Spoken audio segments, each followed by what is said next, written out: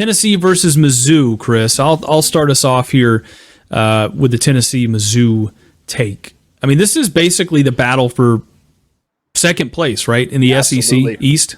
Yep.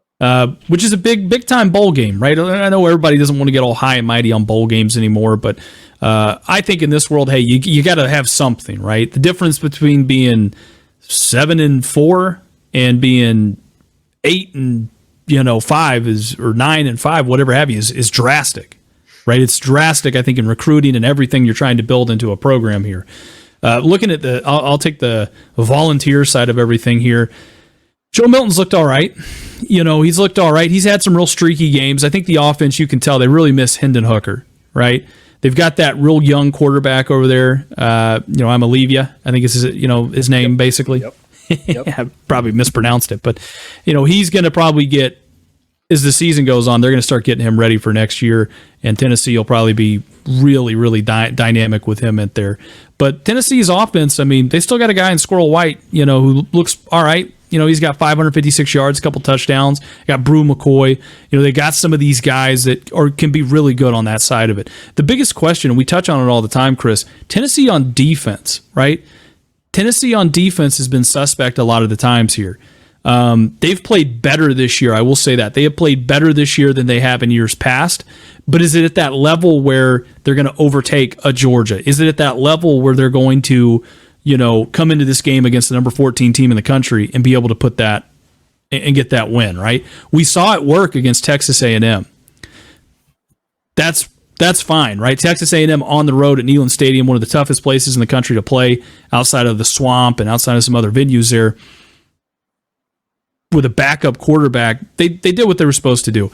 I want to see, can they shut down a Missouri Tigers team that with Brady Cook and some of these weapons you're going to talk about, Chris, can they do that? Can they get me some stops? If they can do that, I think they're going to be just fine. If they get in a shootout game with Mizzou, it's a different story here.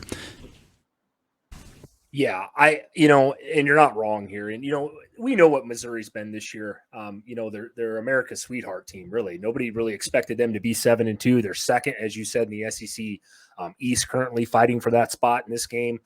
They've had the losses to LSU and Georgia, by 9 points last week. But, hats off. I don't think enough people have given enough credit to Missouri last week. They hung around with Georgia, man. They did. And I know I don't believe in moral victories, but they played Georgia pretty tough for most of that game. They really did.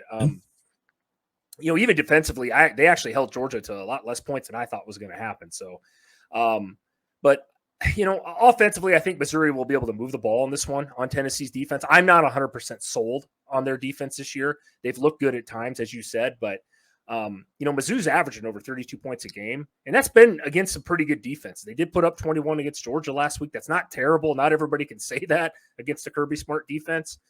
Brady Cook has been a big surprise to me this year. He's almost top 20, top 15 in every passing category. Something I didn't see happen. He's been very consistent for most of the year. And you guys know I talk about him. Luther Burden, man. I love that kid. I think he's one of the best receivers in the country. He was a 5-star recruit out of Missouri, stayed home. That's why he's playing there.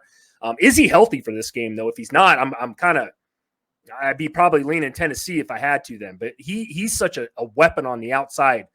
He only, Georgia shut him down after the first quarter. He had that big touchdown to start the game, but that's Georgia we're talking about here. We're talking about Tennessee's defense. Definitely not on that level, but they need him to be big in this one. Defensively, like I said, Missouri needs to win the turnover battle, Christian. Joe Milton has gotten better. We harp on him once in a while, but he needs to be good in this game. I'm going to give you my prediction right now, Christian.